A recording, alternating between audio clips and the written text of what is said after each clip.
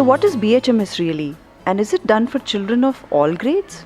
BHMS stands for Bright Hearts and Minds Shine, and it's an event, and we usually do it for Key Stage 2 students, that's grades 3 to grade 7, and it's a process through which students make their knowledge visible through presentations and photo documentation.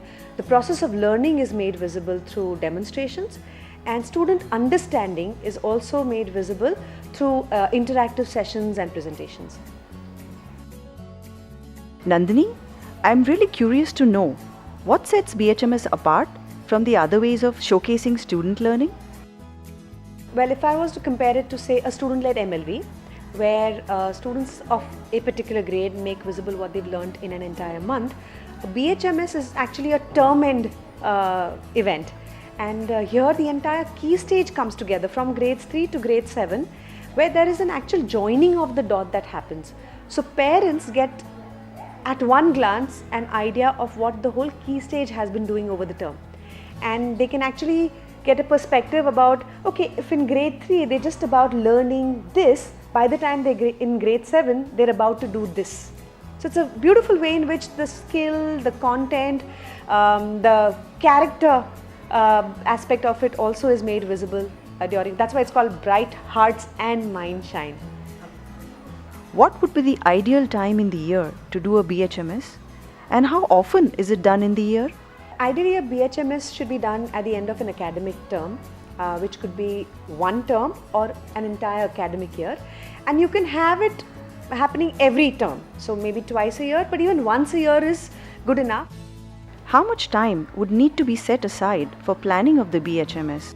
2 weeks is the recommended time for the planning and prep. So the first week, we can say an hour a day should be put aside, but as we come closer to the date, you might find you need a little more time, maybe 2 to 3 hours, and of course the day before the actual event, you need to have the entire day for the run-through.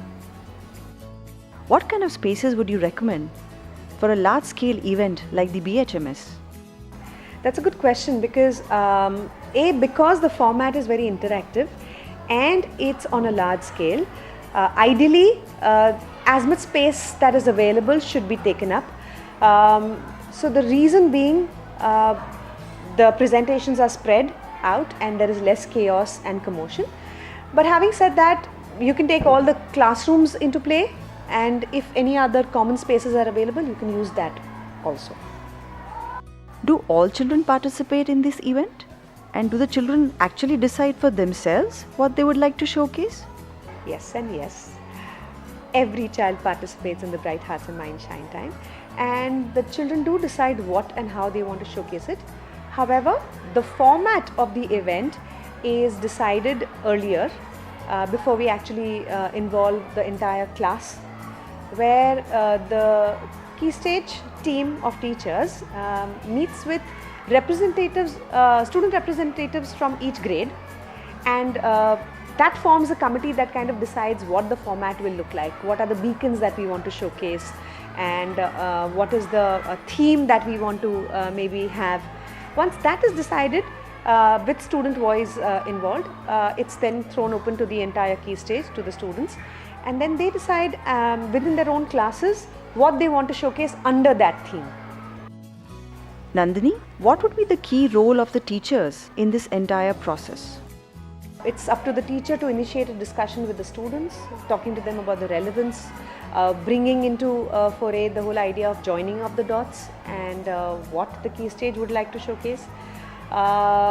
Then once the students have decided what they want to showcase and in which manner, the teacher has to ensure that there is clarity and quality, because if the final event has to be like really amazing, she has to give the right kind of feedback to help the children, push the bar higher and make sure that the final day is not just something which is like, we did it, but every student stands tall and every parent goes back feeling like, wow.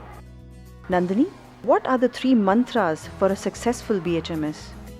Planning, preparation and practice.